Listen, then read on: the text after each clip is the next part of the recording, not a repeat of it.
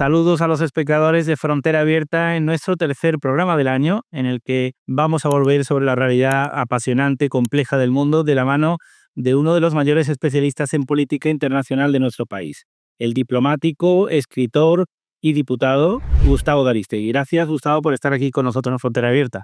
Es un placer, muchas gracias a ti por invitarme. Y Gustavo, sin más dilación, vamos a empezar por una parte del mundo y por una que conoces bien, donde has vivido. Supongo que estuviste atento ayer a las imágenes que llegaban de Beirut, del Dahieh, de esa exhibición de fuerza en el funeral de Hassan Nasrallah, 5 meses después de haber sido eliminado por Israel en su feudo en el sur de Beirut. ¿Qué te pareció esa exhibición, esa puesta en escena en el estadio de Beirut? ¿Está Hezbollah definitivamente muerto o lo de ayer fue una reivindicación de que todavía le queda recorrido y mucho daño que hacer? Yo creo que a ninguna organización terrorista, y menos una que tiene la sofisticación, el tamaño, la historia, la estructura y la diversidad de funciones y de penetración en la sociedad que tiene Hezbollah, se la puede dar por muerta. Está debilitada, indudablemente. Hezbollah es un extraño cuerpo que tiene metido el Líbano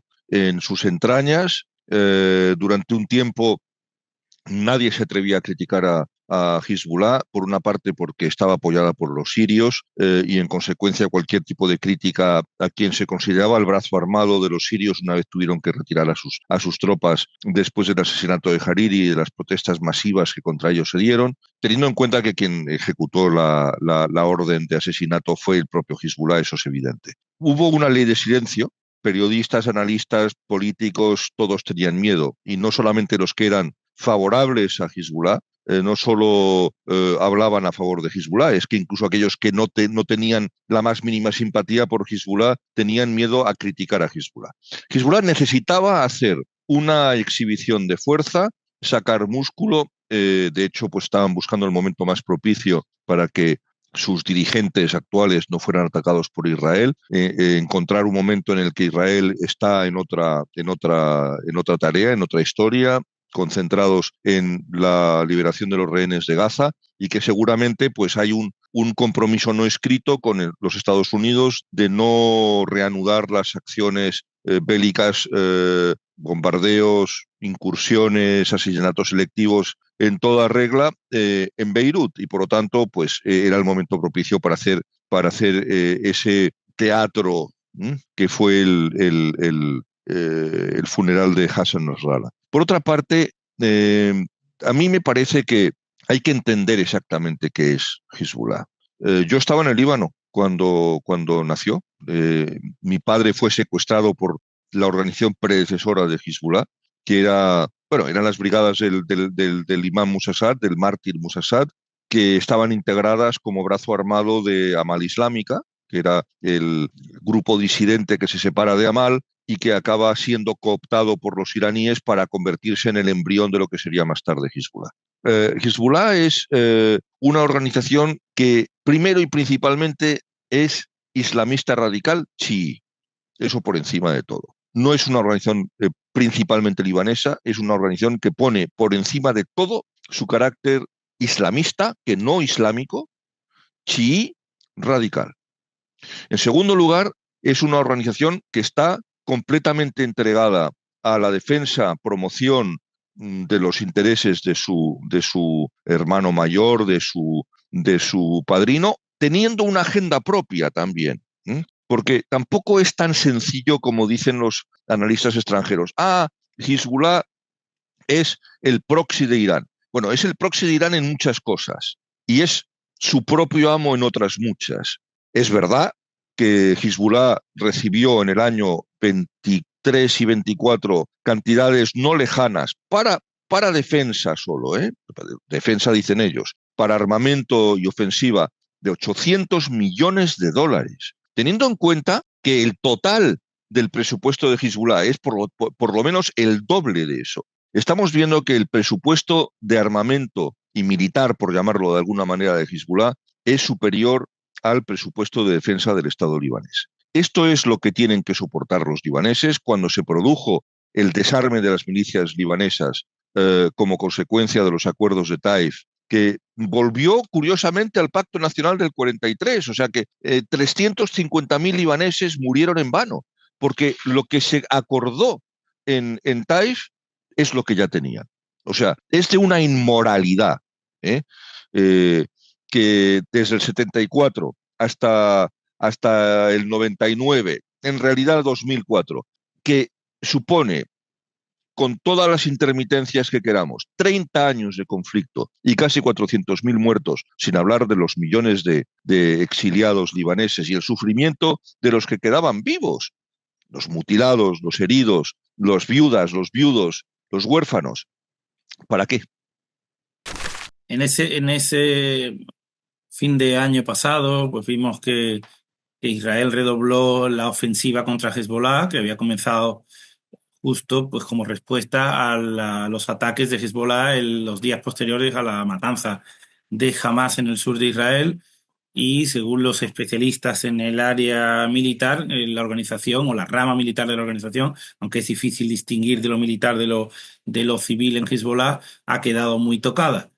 A tu juicio, ¿puede el Líbano haber entrado ya en esa nueva etapa? ¿Se ha elegido un presidente, un jefe de gobierno, o la sombra de Hezbollah, la presencia de Hezbollah y de Irán van a seguir marcando la agenda y la vida política del Líbano en los próximos meses y años? Una cosa es la voluntad que tienen Irán y Hezbollah de seguir presentes en la vida libanesa, que harán lo imposible. No olvidemos que Hezbollah es la joya de la corona de los iraníes en el extranjero.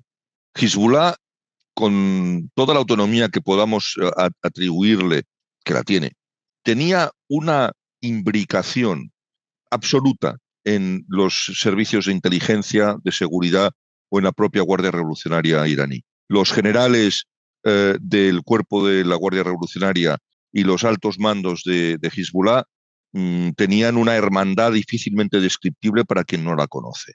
Eso por una parte. Por otra, es verdad que ha caído el régimen sirio y que con un régimen sirio hostil a Irán y hostil a Hezbollah, va a ser mucho más complicado para Irán armar y financiar a Hezbollah.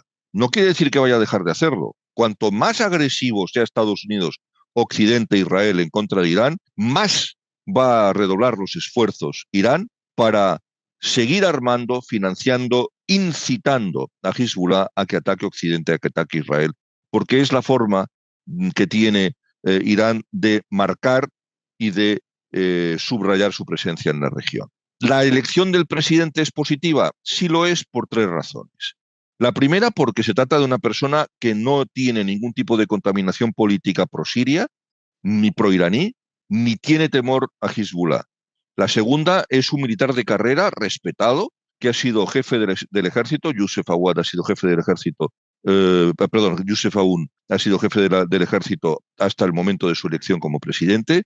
Y lo que sí demuestra es que por primera vez en mucho tiempo, el presidente de la República Libanesa, que según la Constitución del 26 y el Pacto Nacional del 43 es un cristiano maronita católico de rito maronita oriental, no es un prosirio, o no es un cooptado por Siria, o no es un amedrentado, coaccionado, extorsionado por Siria. Y es muy buena noticia para el Líbano. Ahora, recordemos que cada vez que ha habido un presidente de la República Libanesa que no tenía el más mínimo reparo en mostrar su rechazo al expansionismo sirio en el Líbano, su rechazo a la agresión y expansionismo iraní, o que quería de verdad proteger, salvaguardar la independencia, soberanía e integridad territorial del Líbano, era asesinado. Asesinaron a Bashir Gemayel, asesinaron a René Mouawad, y cuando los primeros ministros suníes, obviamente no especialmente favorables a Irán, tanto Rashid Karame como su hermano Omar, fueron asesinados exactamente por la misma razón, porque eran patriotas libaneses que estaban intentando mantener, defender, preservar la independencia, soberanía e integridad territorial de su país. Y eso no se lo podía permitir ni Siria ni Irán. Hablando de Siria, te quiero preguntar, justamente enlazando con esta cuestión, cómo has vivido, puedes explicar aquí, extenderte todo lo que quieras, la caída del régimen de Hafez y de Bashar al-Assad a principios de diciembre pasado.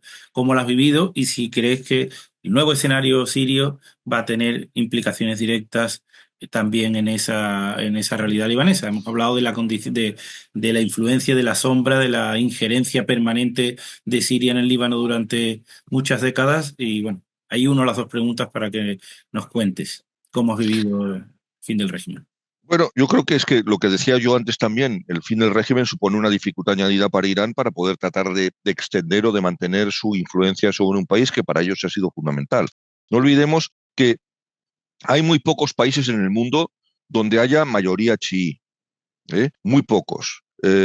Bahrein es uno donde Irán hizo todo lo posible para derribar la monarquía constitucional que hay allí, que es además aliada de Occidente, y que incluso tuvieron que enviar el Consejo de Cooperación del Golfo tropas, incluyendo a los jordanos. Se le pidió incluso a los marroquíes que no lo hicieron, yo creo que con buen criterio. Y después, no olvidemos también que los países más importantes para ellos son Irak, mayoría chií, el Líbano, donde han tenido una fuerza y una influencia política y religiosa extraordinaria, muy por encima de lo que cabía esperar. Obviamente el país es pequeño, débil y con unas fuerzas armadas extraordinariamente limitadas, también las fuerzas de seguridad o los de inteligencia, pero dicho esto, la caída del régimen causa sentimientos encontrados. Por una parte, es muy positivo que un régimen sanguinario, bárbaro, opresor, torturador y asesino haya terminado por fin. 54 años ininterrumpidos de barbarie pura, químicamente pura, nunca mejor dicho, con los ataques químicos contra su propia población. La gente se empeña en hablar de los alauíes no la dinastía marroquí, los alauíes como secta del chiismo, como chiíes, no son propiamente dichos chiíes, son una herejía del chiismo que fue rehabilitada por razones puramente políticas por el imam Khomeini justo antes de morir. Y fue ratificada esta decisión por otra fatua de Ali Khamenei una vez se hizo con el liderazgo de la revolución islámica a la muerte de Ruhollah Khomeini. Ahí se decía una cosa muy clara. Recordarás que se produjo la Guerra de los Hermanos o de las Banderas Negras. Los periodistas llamaban la Guerra de los Hermanos, en fin, con muy poco. Se llamó exactamente la Guerra de las Banderas Negras, porque ambas organizaciones utilizaban, Amal tenía la bandera negra clásica con el emblema de Amal en el centro y Hezbollah tenía la bandera verde también con el Kalashnikov. Entonces, para diferenciarse de los otros, le añadieron elementos negros, entonces volvían a parecerse mucho.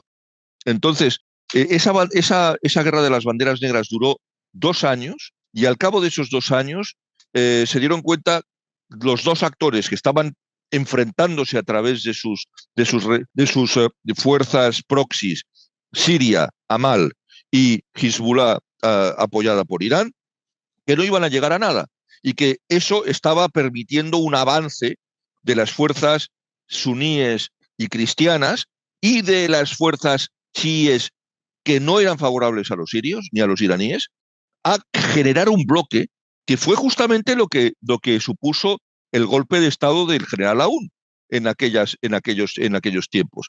Y que fue una manifestación de esto, de la debilidad de Hezbollah, de la debilidad de Amal, que fue aprovechada por el general Aoun, que en ese momento era enemigo de los sirios y de los iraníes, de quienes después se hizo un esbirro absolutamente sin vergüenza y sin penitencia. Bien, pues entonces, cuando se acaba la guerra y se impone una paz por parte de los dos padrinos de ambas organizaciones, Siria y Hezbollah, finalmente Hezbollah consigue presentarse en sociedad libanesa como la milicia más poderosa del país. Amal guarda una apariencia de normalidad, pero está muy, muy debilitado, y de hecho hoy sigue estándolo así. Y entonces, ¿qué es lo que ocurre? Hezbollah tiene una influencia militar, económica, industrial, financiera, social y religiosa que va más allá de los barrios chiíes del sur de Beirut, o del Valle de la Bekaa, o del entorno de Saida en el sur del Líbano. Y lo que hace para mantener esa influencia es que le cede el único puesto institucional que tiene reservada la Constitución y el Pacto Nacional del 43 a los chiíes, que es la presidencia del Parlamento libanés, que la ejerce Nabih Berri, el jefe de Amal. Claro, ahora, sin Siria, sin un régimen sirio favorable, con una Siria enemiga de Hezbollah, enemiga de Irán, y veremos qué ocurre con los terroristas de Daesh y de Al-Qaeda, que están retenidos o detenidos en los campos de concentración de las fuerzas democráticas sirias dominadas por los kurdos sirios. Pero básicamente se me antoja que sí podríamos entrar en una nueva etapa del Próximo Oriente, podríamos entrar en una nueva etapa para el Líbano, en la que haya una pérdida del poder de Hezbollah más allá de sus barrios de residencia, que sobre todo son Sabra, Shatila y Purs-Barasne. Y obviamente todo lo que el Beirut occidental, perdón, que es donde está la parte musulmana, la calle Hamra, tal, que es más suní que chií, pero que el empuje del chiismo ha llegado a la zona casi central, a la almendra central de Beirut. Yo creo que eso va a verse seriamente disminuido. Creo que el ejército va a recibir un apoyo notable de fuerzas extranjeras, va a verse rearmado, su presupuesto de defensa se va a multiplicar por lo menos por 3, y una de las cosas que pueden acabar teniendo un efecto muy positivo para el país es que un Estado soberano se haga con el control de su propio aeropuerto, porque hasta ahora el aeropuerto de Beirut estaba dominado por Hezbollah. Y hablando de esta debilidad manifiesta de Hezbollah y que el retroceso que ojalá puedan tener los libaneses en la influencia de Hezbollah más allá de sus feudos en el país. En Siria, vuelvo a Siria, Gustavo, ¿qué te parece la nueva autoridad siria? Este grupo calificado de yihadista, neoyihadista, apoyado por Turquía, que sabemos que su líder, Al-Jolani, viene de una organización yihadista radical. ¿Qué te parece? ¿Hay que hacer caso a estas primeras proclamas de cooperación, de consenso, de respeto a las minorías o no? Me da mucho miedo. Veamos, Turquía es un país que tiene un compromiso estratégico claro con Occidente, forma parte de la OTAN, es uno de los miembros más antiguos de la Organización del Tratado del Atlántico Norte, es un país con unas fuerzas armadas extraordinariamente bien formadas y muy bien estructuradas, y que ha tenido gobiernos laicos desde Ataturk hasta el presidente Erdogan. Pero claro, es decir, hay que ver quién es Erdogan y de dónde viene. ¿Qué es el AKP? ¿Qué es el AKP? El AKP es un partido político islamista radical que es hijo de la Hermandad Musulmana. La Hermandad Musulmana se presenta a sí misma como una organización paraguas que no es política ni ideológica, sino religiosa y espiritual, moral y con una vocación universal. La organización fue creada no de un golpe, porque se tardó 4 años en consolidarse, empezó en la caída o en la implosión del Imperio Otomano en 1924, y Hassan al-Banna empieza a construir poco a poco la Hermandad Musulmana, que se proclama oficialmente en 1928. Pero Hassan al-Banna, no tengo la certeza absoluta, pero leyendo los textos de la Hermandad Musulmana, y sobre todo cuando uno lee, y es fundamental hacerlo si uno es serio en el análisis de Oriente Medio, el juramento de 50 puntos que todo miembro de la Hermandad Musulmana de cualquier parte del mundo tiene que hacer, cuando uno lee esos 50 puntos, a lo que más se parece la Hermandad Musulmana es a una masonería musulmana. Hay una masonería positiva y una masonería que no lo es tanto, obviamente, o no lo es nada, que es la masonería que se llama del Gran Oriente, o la masonería atea, la masonería del rito escocés rectificado, que es a lo que pertenecía, en mi opinión, Hassan al-Banna, fue la que le dio la idea de ese juramento de 50 puntos. Y ese juramento de 50 puntos marca carácter. Todo aquel que toma ese camino y que hace ese juramento no puede faltar a él porque ha jurado sobre el Corán, sobre su propia vida, su alma inmortal y la de su familia, que va a cumplir con los preceptos que están marcados en esos 50 puntos. Entonces, ahora vamos a ver lo que ha hecho Erdogan con... Erdogan ha fusionado dos cosas y le ha salido bien. Todo el mundo pensaba que eran incompatibles. El nacionalismo extremo turco con el islamismo radical global. Erdogan es un hombre muy, muy brillante, muy, muy arrogante y muy, muy megalómano. Y esa es una muy mala mezcla, pero le da una gasolina y un combustible realmente brillantes para hacer un movimiento que le ha salido bien. Y el partido AKP es la fusión perfecta entre el nacionalismo extremo turco y el islamismo radical inspirado por la hermana musulmana y a la que pertenece AKP. Bien, dicho esto, a mí me preocupa especialmente que un partido político que ha jugado un papel razonablemente moderado, a pesar de sus orígenes muy radicales, en Oriente Próximo y en diferentes conflictos en la región a lo largo de los últimos 15 años, se decide aliarse con un hijo claro de Al-Nusra, porque el HTS es un producto de Al-Nusra, sale de Al-Nusra. Jolani es un dirigente de Al-Nusra y los de Daesh tratan de cooptarlo, pero es que Al-Qaeda tiene unas raíces que se hunden ideológicamente en dos cosas con las que Daesh tiene mucha menos conexión. Y esa es un análisis ideológico que hay que hacer y que muy poca gente hace. Y es que Al-Qaeda tiene una conexión directa por sus fundadores y sobre todo por Ayman al-Zawahiri, con la hermandad musulmana y con el experimento que hicieron los egipcios trasladados a Arabia Saudí, a las universidades religiosas, sobre todo de Riad, en la que fusionaron ambas cosas y crearon el salafismo. El neosalafismo desconectado de la hermandad musulmana es la ideología de Daesh. Esto otro, que está claramente entroncado con la ideología tradicional islamista radical, es distinta. Por eso Al-Qaeda y Daesh son agua y aceite.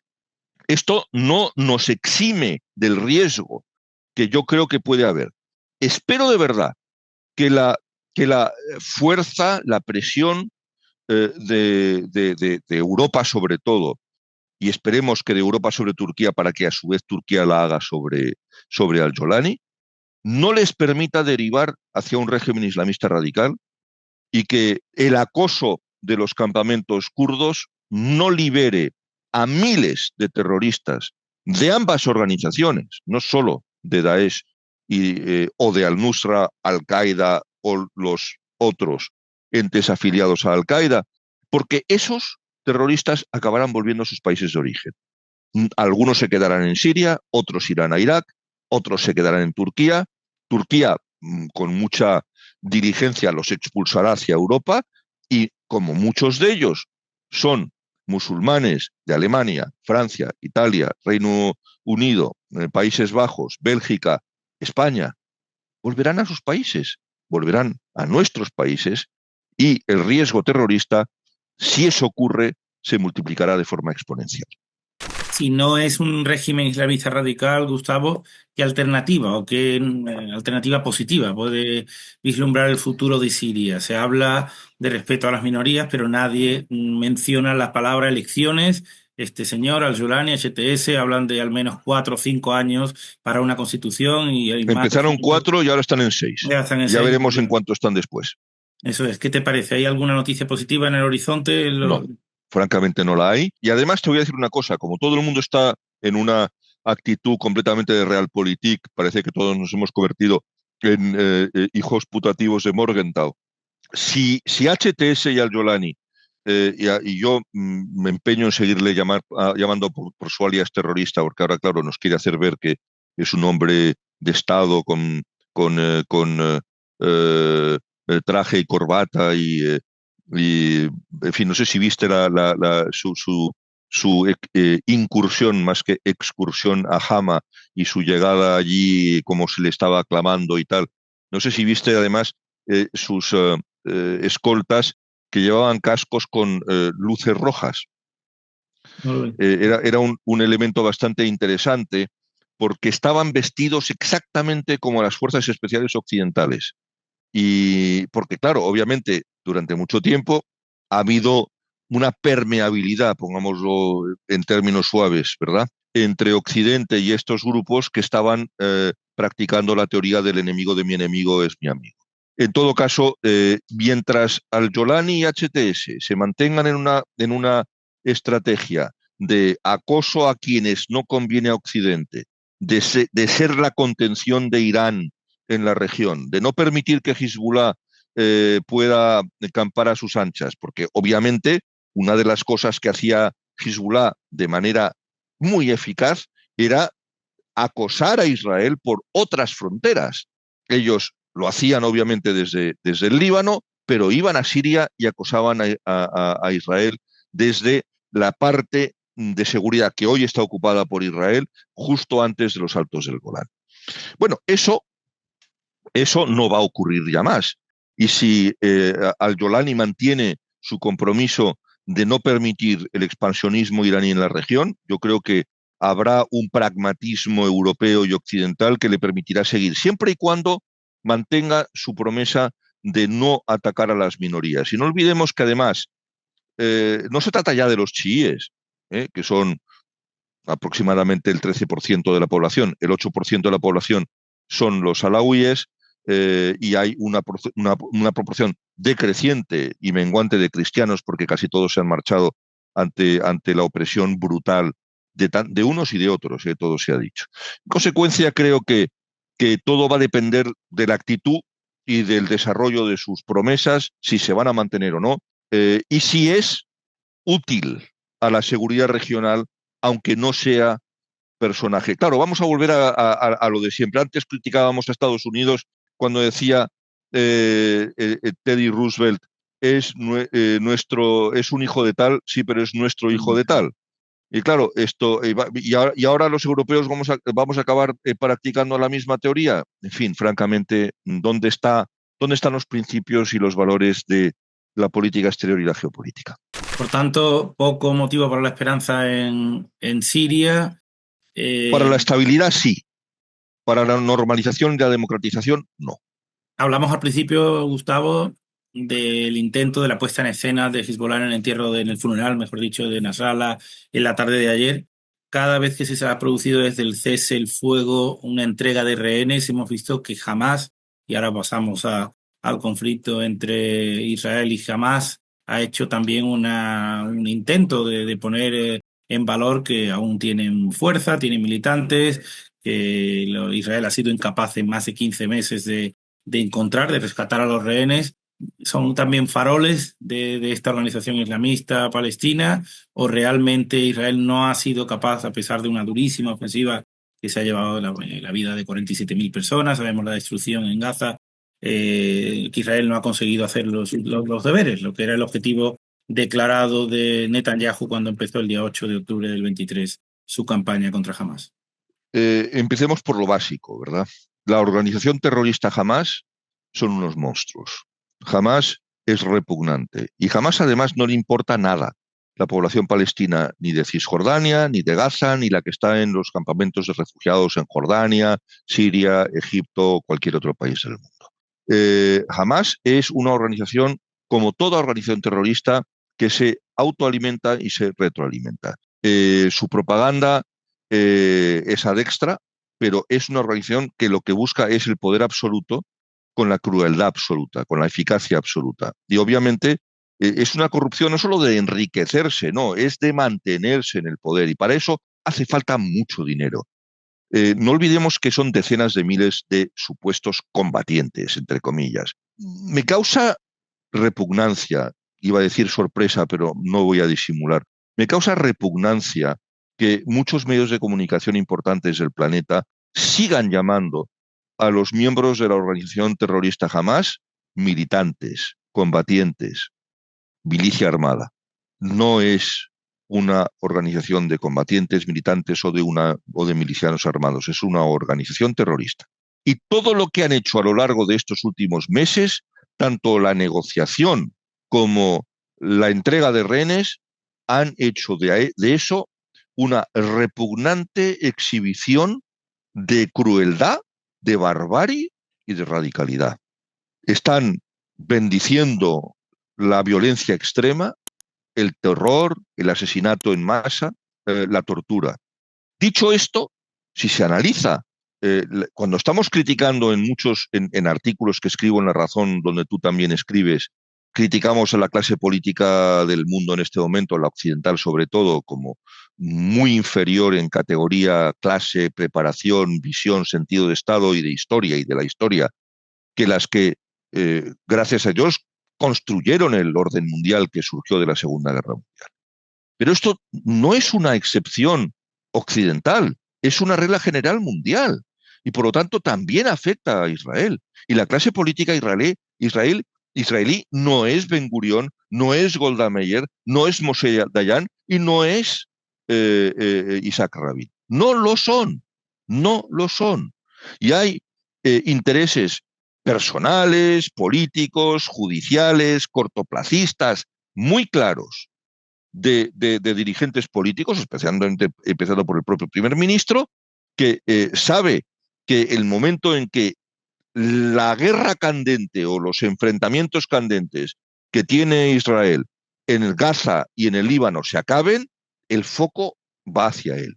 Primero por su gestión del inicio de la crisis. Segundo, por la gestión de la reacción ante la crisis. Tercero, por la gestión de las negociaciones para la liberación de los rehenes, que, en mi opinión, obviamente los responsables de la muerte de los rehenes son quienes los han asesinado, que es Hezbollah. A mí, si un patólogo israelí realiza una autopsia a los cuerpos de esos 2 niños muertos que se entregan con el shock mundial que eso lleva aparejado, y certifican que estos niños fueron estrangulados o muertos con las propias manos, ni siquiera con un tiro, es que repugna al alma. Repugna al alma. Cierto es que las decenas de miles de víctimas que se han producido son extraordinariamente lamentables. No sabemos si son 20.000 o 49.000, como dice Hezbollah, porque no son fiables sus datos. Lo que sí sabemos es que el número de víctimas habría sido infinitamente menor si los palestinos no hubiesen sido encerrados en barrios, zonas y edificios de manera deliberada para convertirse en escudos humanos y para deliberadamente aumentar el número de bajas de mujeres, ancianos, niños, indefensos y heridos. Si Hezbollah deliberadamente no se hubiese escondido en el subsuelo de hospitales y de colegios, convirtiéndolos lamentablemente en objetivos militares, porque todo eso ha implicado un incremento exponencial del número de víctimas y la crueldad de esta guerra. Ahora bien, Israel no ha conseguido sus objetivos, lo decías muy bien. Hamás no está acabada. Lamentablemente hay muchos que han muerto, obviamente, muchos combatientes terroristas han muerto, pero su armamento sigue allí. No ha sido recuperado por las fuerzas israelíes y armamento en el mundo no es lo que falta. Y al mismo tiempo hay que entender también que los países a los que Estados Unidos, en su primera reacción, el presidente Trump, quería enviar a los gazatíes a Egipto y a Jordania, los unos y los otros saben muy bien lo que puede ocurrir cuando una organización estructurada, armada y sin escrúpulos se mete en tu tejido social y acaba tratando de robarte el Estado. Egipto es muy grande para que eso ocurra, pero ellos desconfían profundamente de todas las organizaciones palestinas, incluso las que son laicas. Y obviamente esto los jordanos tienen presente, pero como un hierro candente, que entre el año 67 y el año 70 la OLP hizo lo imposible para quedarse con Jordania. Y que finalmente el rey Hussein de Jordania, con una reacción muy dura, sin duda ninguna, y muy cruel, sin duda ninguna, pero imprescindible también, sin duda ninguna, recuperó el comando, recuperó el mando, recuperó la soberanía de su país al eh, cortarle la cabeza a la organización que estaba intentando quedarse con su país y expulsar a sus responsables, lo que los palestinos dieron en llamar septiembre negro, septiembre de 1970. Los jordanos no quieren otro septiembre negro. Los egipcios no quieren un septiembre negro en el Sinaí o en el puerto de Hurghada o donde manden a los palestinos. Lo que no se puede hacer, obviamente, es hacer nada de esto de manera unilateral. Los Estados Unidos deben comprender que America First significa contar con los europeos y con los países de la región, no solo con los países de la región, sino los europeos, o solo con algunos europeos y con nadie más, para arreglar las cuestiones de Oriente Próximo. Y solo una coordinación en la región puede dar frutos. Es verdad que toda la ilusión que teníamos muchos, porque lo vivimos como profesionales, en el proceso de paz que se inicia en Madrid en octubre del año 91, pues hemos visto cómo se quebraba en mil pedazos como un vaso de cristal. Sin embargo, creo que se puede buscar una fórmula nueva, distinta, imaginativa, estructurada de manera diferente, escuchando a los actores de la región para ver cómo podemos intentar buscar una fórmula que se acerque lo más posible, aunque no sea exactamente eso, a una solución de dos estados. Antes de la solución de dos estados, yo creo que hay un problema que tiene la comunidad internacional, Gustavo, como digo, más inmediato, que es el futuro, la administración de Gaza a partir de ahora. Has hablado de que Estados Unidos no va a poder resolverlo solo. El plan Trump de la Riviera del Mediterráneo tiene poca viabilidad sin contar con los países vecinos. Hemos hablado, acabas de mencionar el poco apetito de Jordania y de Egipto por acoger palestinos gazatíes en estos momentos. ¿Cómo ves esa negociación? Arabia Saudí y los países del Golfo van a implicarse directamente. ¿Cómo la vislumbras? Bueno, se van a implicar directamente de una manera muy negativa, en el sentido muy negativa para Estados Unidos, porque Mohammed bin Salman, que es muy amigo de Estados Unidos, lo ha dicho con mucha claridad: yo no puedo apoyar este plan. Pero además, yo no sé quién ha sido, no sé si ha sido Witkoff, Steve Witkoff, el enviado especial para Oriente Próximo y Oriente Medio, o quién fue, no creo que haya sido Marco Rubio, quien filtró un comentario del príncipe heredero de Arabia Saudí que les dijo en total sinceridad, y que yo entiendo perfectamente que lo dijera así. Digo, oiga, mire usted, yo desconfío de los palestinos, como lo hacen mis hermanos jordanos, como lo hicieron en su día los sirios o los egipcios o tantos otros, o los libaneses. No olvidemos que la presencia de los palestinos es la chispa que enciende la guerra en el año 74. Es así, esto es historia, no es opinión. Y MBS, Mohammed bin Salman, le dijo, dice, mire, es que yo no confío en los palestinos, pero es que apoyar este plan es un desastre para la región y es letal para nosotros, los dirigentes árabes. Es un desastre para mí. No puedo apoyarlo. Y por eso los americanos han empezado a rectificar. Por tanto, ¿cómo puede ser esa negociación en estos momentos? Hamás sigue dentro de Gaza con fuerza.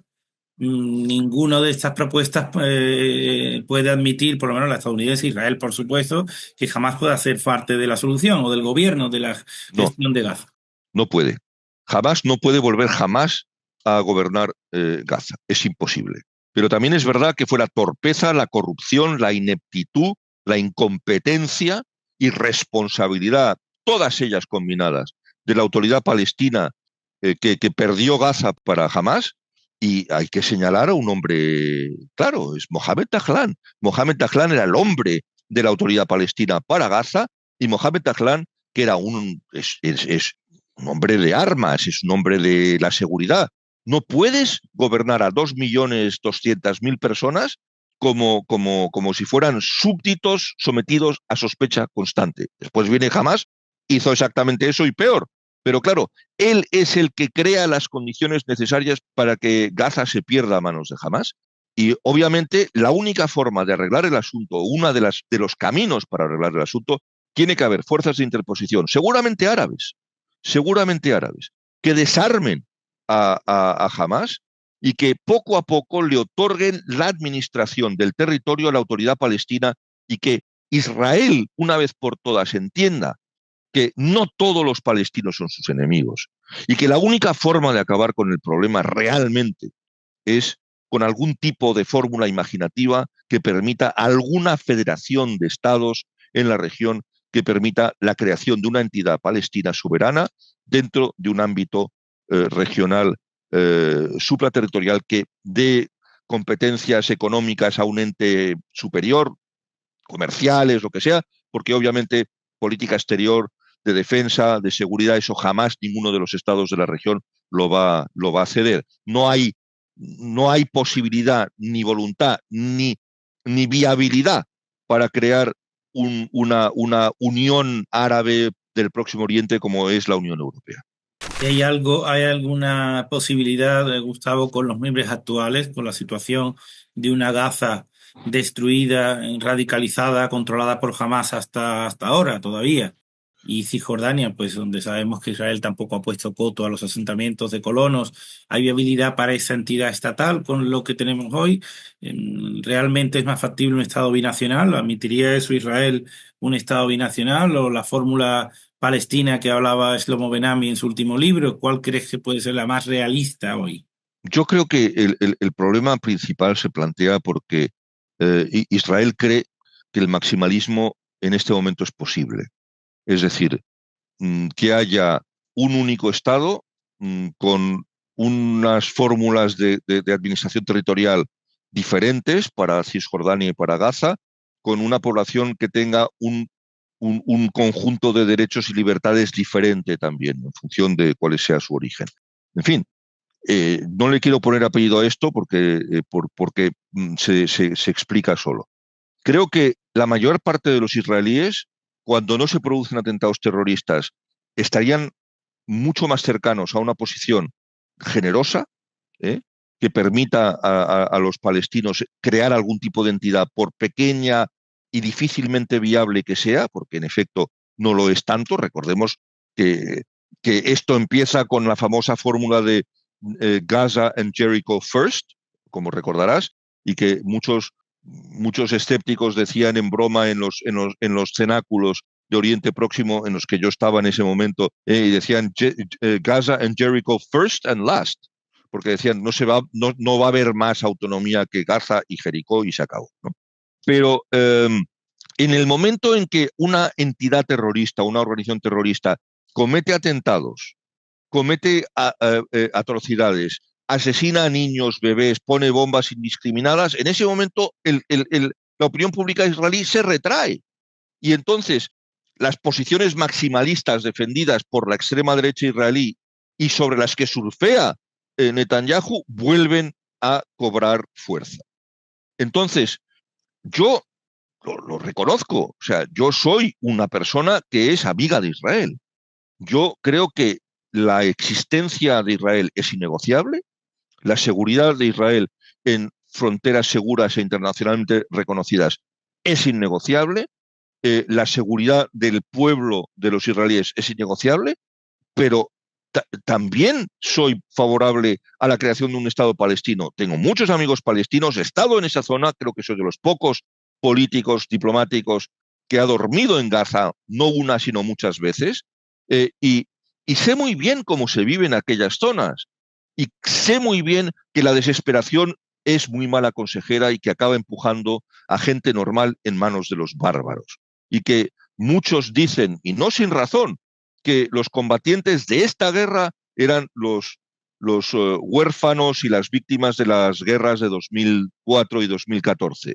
Puede que sea verdad, puede que no sea verdad, tiene sentido. Creo que hay que cortar el círculo vicioso de la violencia y que para eso hay que tener una visión de por lo menos medio plazo. Y en este momento todo el mundo solo está mirando con las luces cortas. Y de Oriente Próximo, Gustavo, vamos a pasar a Europa Oriental, a Ucrania, Vamos a avanzar, que se nos va el tiempo y sé que Oriente Próximo es una zona que te apasiona y que conoces bien y como has dicho, has vivido allí en varios lugares, en varios países, muchos años de tu vida, pero quiero que también nos des tu opinión sobre lo que está ocurriendo, la negociación ya abierta entre Donald Trump y Putin, entre Rusia y Estados Unidos por el futuro de Ucrania. ¿Qué te parecen los términos en los que se ha planteado este fin de la guerra con la llegada de Trump, la exclusión de Europa? Cómo lo ves?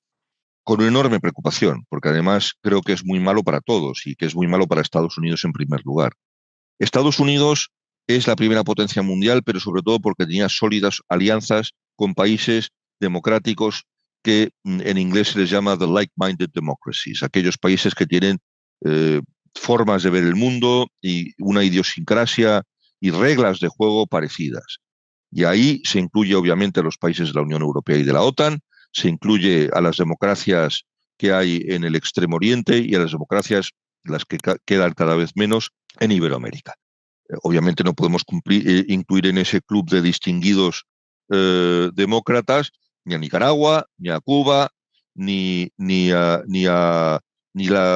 lamentablemente, me temo que la Colombia de Petro cada vez es menos democrática, como tampoco podemos incluir a la Bolivia de Evo Morales, aunque el actual presidente de Bolivia, que es un indigenista, es enemigo de Morales, tampoco es un dechado de virtudes democráticas. Bien, esta es la realidad. Estamos viendo como un presidente de izquierdas democráticamente elegido, con el que no estoy de acuerdo en casi nada, ha dicho de manera clara que uno de los regímenes más abominables del planeta es la dictadura chavista. No de Maduro, chavista, porque cada vez que ponemos o cargamos las tintas sobre Maduro, estamos blanqueando la dictadura iniciada, perfeccionada, diseñada y ejecutada por Hugo Chávez Frías. Y esto es muy importante tenerlo en cuenta. Ahora, Estados Unidos solo es potente, solo es poderoso, solo tiene influencia en el mundo cuando respeta su papel de líder del mundo libre, cuando respeta su papel de líder y de vanguardia de las democracias, cuando sus alianzas se construyen como han sido el caso de los últimos, digamos, 30 años, porque antes de eso no era el caso, y ya vimos a dónde llevaba eso.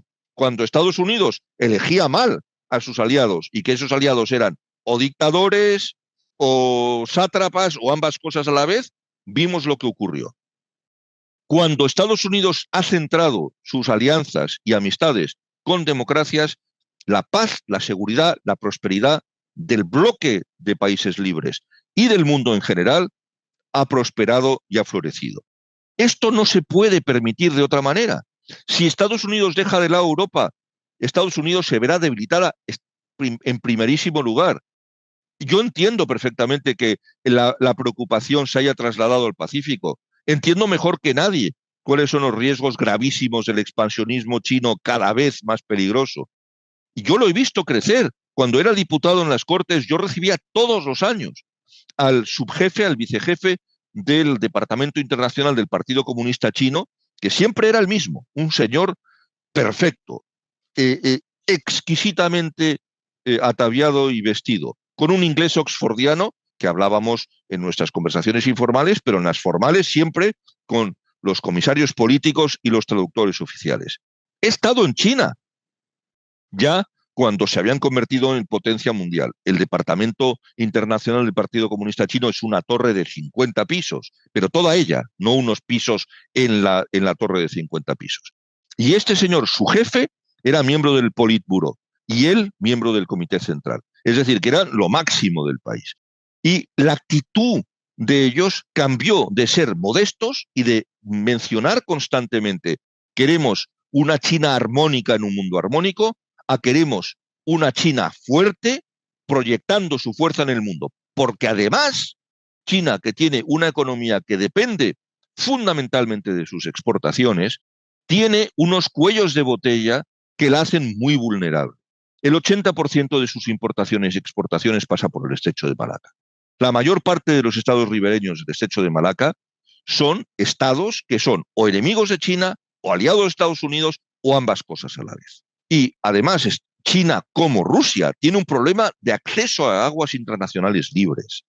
China tiene una plataforma continental muy larga y muy poco profunda, de entre 18 y 24 metros de profundidad. Eso hace que sus submarinos de ataque y lanzamisiles son perfectamente controlables desde que salen de sus bases hasta que llegan a las aguas profundas del Pacífico. Para ellos poder tener acceso y salir de una base y sumergirse a aguas profundas inmediatamente, necesitan tomar Taiwán y montar una base submarina en la parte oriental de la isla. Es una razón más para que tengamos miedo a un aumento de las tensiones en el Oriente Lejano. Ahora bien, volvamos a Ucrania. No es posible en el siglo XXI anteponer argumentos históricos a argumentos legales. Muchos compañeros, incluso muy cultos, inteligentes, brillantes, ejemplares diplomáticos, me han llegado a decir que no hay un hecho diferencial ruso-ucraniano. Bueno, en realidad es al revés. No es que Ucrania sea rusa, es que Rusia es ucraniana. Es al revés. El alma rusa está en Ucrania, no es el alma ucraniana está en Rusia. Exactamente perdón, lo contrario. Dicho esto, esa no es razón para que un país decida, oiga, si se establecen unas fronteras en los años 90, internacionalmente reconocidas, un país que es miembro soberano y de pleno derecho de las Naciones Unidas, usted no tiene derecho a que, porque mucha gente como usted haya creído la propaganda rusa, es decir, que no existe un Estado ucraniano independiente realmente, que yo voy como en el supermercado con el carrito y me sirvo del territorio que me sale de las narices. Un día me llevo a Abjasia del sur, a Abjasia y a Osetia del sur de Georgia, otro día voy al supermercado y me llevo la península de Crimea, otro día voy y me llevo una parte del Donbass, de Donetsk, de lo que me haga falta. Y así voy creando los estados tapón que me hacen sentir seguro. Porque el problema es que los rusos se han acabado creyendo su propia propaganda. Lo que lanzaban a la opinión pública rusa es que somos un país vulnerable porque nuestro vientre blando que está en el sur del país ha sido por donde han llegado todas las invasiones. Entonces, nosotros tenemos que blindarnos generando o países invadidos por nosotros y dominados por nosotros en nuestro entorno o países títere que es como si fuéramos nosotros. Bielorrusia, Kazajstán y lo que se ponga por delante. Y obviamente, recientemente, Armenia, que como es el aliado principal de Rusia en la guerra contra Azerbaiyán, por el Nagorno-Karabaj, entonces obviamente también se han puesto del lado incorrecto de la historia los armenios y eso les va a pasar una factura muy grave, porque no se puede tampoco, sobre la base de la historia, equivocarse de bando en el siglo XXI, como han hecho los rusos también. Y esto es esencial entenderlo. No se puede, sobre la base de teorías históricas no comprobadas, falaces y manipuladas, bendecir el atropello y la agresión a otro Estado. Porque esto nos lo podrían hacer a nosotros. Por la misma regla de tres, si mañana los marroquíes al final acaban diciendo, no, mire usted, es que Ceuta y Melilla son presidios y son colonias españolas y no sé qué, no sé cuánto, y se lo acaban creyendo, a lo mejor pues nos lanzan un ataque y dicen, oiga, es que esto históricamente nunca ha sido España, cuando lo ha sido. Que Ceuta y Melilla son españolas hasta la cerviz. Bueno, pero es que es exactamente el mismo argumento. De la misma manera que mañana Libia decide que la isla de Lampedusa es de ellos y que se ponen muy estupendos y acaban invadiendo Sicilia. No.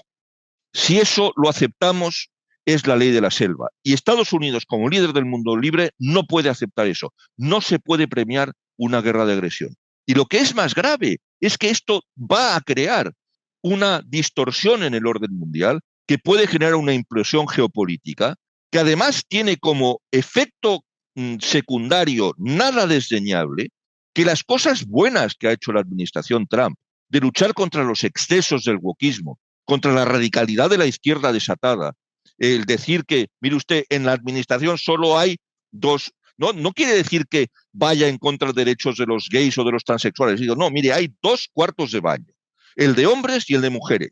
Y los hombres que se han cambiado de sexo no pueden competir contra mujeres fisiológicas. Todo eso que es aplastantemente lógico queda contaminado desde el momento en que Estados Unidos se equivoca gravemente en su estrategia geopolítica actual. ¿Qué puede hacer Europa, Gustavo?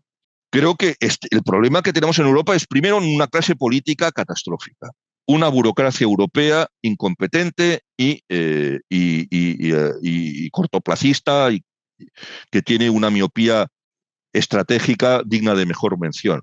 Y después, claro, que tenemos también al enemigo en casa. Tenemos países y regímenes que son claramente prorrusos y que no van a cambiar ni a corto ni a largo plazo. Y después tenemos partidos políticos y líderes políticos que están embarcados en las teorías de la conspiración y que creen de verdad que Vladimir Putin y sus secuaces son los campeones de una Europa cristiana, blanca y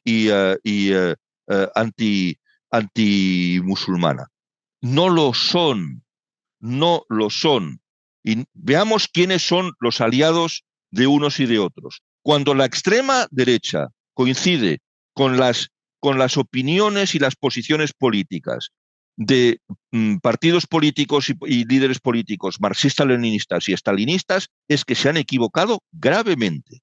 No sé si percibes igual, Gustavo, un momento ahora mismo o bien de auge de este tipo de fórmulas mixtas de democracias y liberales, o directamente un ascenso de las dictaduras y los regímenes autoritarios, como que la democracia ya no está de moda y Estados Unidos, al optar por estas amistades y estas alianzas, está dándole fuego a ello.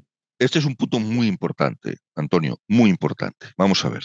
Lamentablemente, las complejidades del siglo XXI, como las del siglo XX, acababan acogotando a las ciudadanías de los países, aquellos que vivían en democracia, aquellos que vivían en dictadura. Pero el auge del cuestionamiento de la democracia y del populismo siempre empieza de la misma manera. Primero, pones en cuestión a ciertos políticos incompetentes, porque en efecto lo son. Después, pones en cuestión a los políticos corruptos, que además seguramente son incompetentes. Después, por extensión, acabas diciendo que toda la clase política está podrida y que es un desastre, aunque la mayoría pueda serlo. De ahí pasas a los partidos políticos, de ahí pasas a las instituciones de la democracia, y de ahí a poner en cuestión el sistema en su conjunto hay un paso muy corto. Y claro, en este momento tenemos una mezcla de ambas cosas. Cuando tú decías hay un auge de dictaduras y un auge de democracias y liberales, hay un paso ahí. Tenemos los regímenes dictatoriales, tenemos democracias y liberales que están caminando hacia la dictadura. Hay unas democracias y liberales que se van a quedar en ese limbo de libertades cercenadas y de libertades vigiladas, y otras que se van a convertir claramente en dictaduras. ¿Pero por qué? Porque al final la gente lo que quiere es certidumbre ante la incertidumbre, quiere seguridad ante la inseguridad, quiere respuestas fáciles ante problemas complejos. Y los únicos que son capaces de darles eso son los populistas, los dictadores y aquellos que utilizan la democracia para llegar al poder pero no creen en ella. ¿Y ves que la tendencia es imparable e mundial? Hoy por hoy creo que sí, pero creo que habrá un péndulo de vuelta. Ahora, el problema que le veo a esta cuestión es que el daño que se produzca en la ida del péndulo hacia estas tendencias claramente totalitarias pueda ser irreversible. En fin, irreversible no hay nada. Si se consiguió desnazificar a Alemania y reconstruir y democratizar Japón, se puede hacer casi cualquier cosa. Pero también es verdad que la clase política y burocrática de hoy no es la de entonces, y me temo que el daño de ese péndulo yendo hacia el totalitarismo es mucho más grave, mucho más profundo y mucho más estructural de lo que somos capaces de atisbar en este momento. Resulta paradójico en un mundo en el que tenemos cada vez más posibilidades de comunicación, de debate, de información, fuentes diversas. ¿No es paradójico que en el momento probablemente de la historia que estemos mejor informados o que tengamos al alcance más formas para educarnos, para acceder a la cultura, se esté llegando hay un péndulo hacia eso, hacia el autoritarismo, hacia la falta de democracia? No, yo creo que pones el acento en la paradoja, es así. El problema es que yo creo que no hemos entendido que el exceso de información permite la manipulación. El exceso de información no es mejor información. Tenemos un exceso de información de muy mala calidad y una pérdida de peso de las opiniones formadas. Estamos viendo como los periódicos principales del mundo, cuyo valor añadido real es la opinión, y que tienen gente que opina con cierta solidez, pues lamentablemente no tienen todo el predicamento que deberían. Los jóvenes de hoy, de entre 18 y 25, 27, 30 años, no leen artículos de opinión que puedas escribir tú, que pueda escribir yo, tus análisis de periodista o mis análisis de diplomático y de analista geopolítico. Lamentablemente es así. Entonces van a las crónicas disparatadas de las teorías de la conspiración, de los blogs de cuentistas y de manipuladores, y lamentablemente ese es una de las señas de identidad de los momentos que nos han tocado vivir. Y además, la baja calidad de la educación de nuestra juventud permite que, aunque tengan unas competencias técnicas superiores infinitamente a la generación de nuestros padres, lo que son es mucho más manipulables. Y eso es lo que el poder actual está buscando de manera deliberada. Y en este momento de desconcierto, de manipulación informativa, de posverdad, etcétera, también de esa ola reaccionaria en muchos gobiernos de todo el mundo que acabamos de mencionar, ¿crees que también esto puede afectar al bastión democrático de la Europa occidental y a nuestro país? Con esto además quiero terminar con España. Si ves peligro de una polarización social en España y de formas poco democráticas en nuestro país, que se había mantenido esto a salvo durante 40 años. Yo es que lamentablemente pienso que es que no hay peligro de esto, es que está ocurriendo ya. El riesgo de la polarización política en Europa, del auge de los extremismos por mil razones, ya sea por el cuestionamiento de las instituciones democráticas, la colonización de las mismas por partidos políticos que están perdiendo sus principios democráticos, o la extensión del poder haciendo imposible los equilibrios de la separación de poderes en regímenes democráticos. Todo esto está contribuyendo de manera intensa a que la población en su conjunto y sobre todo la juventud esté perdiendo fe en las instituciones, en la clase política y en sus dirigentes. No hay liderazgo, no hay capacidad de romper el círculo vicioso, y me temo que la espiral descendente, diríamos la barrena, como se dice en el lenguaje aeronáutico, un avión cuando entra en barrena ya no lo sacas. Bueno, es que estamos a punto de meter a nuestras sociedades avanzadas, democráticas, que somos el club de países más avanzados y libres del mundo, como uno entre en la barrena y acabe rompiendo la unidad y la estructura, la razón de ser misma de nuestra Unión Europea, que es justamente la democracia representativa liberal, que se fundamenta en la defensa sin ambajes y agresiva incluso de nuestros derechos y libertades fundamentales. El día que se quiebre esto, estaremos poniendo el primer paso hacia el final, porque en este momento estamos acercándonos de manera muy peligrosa hacia el abismo. Pero ese camino no corremos el riesgo de que se empiece a andar hacia ese camino. Me temo que empezamos a andar hacia ese camino hace ya algunos años. Bueno, muchas gracias, Gustavo. Tenemos que poner aquí el punto y final al programa. Se nos acaba el tiempo. Prometemos una segunda parte con el diplomático Gustavo Garisteguy. Y bueno, solo agradecerles a los espectadores por su presencia aquí esta tarde. Volveremos muy pronto con una nueva entrevista o coloquio en Frontera Abierta. Gracias.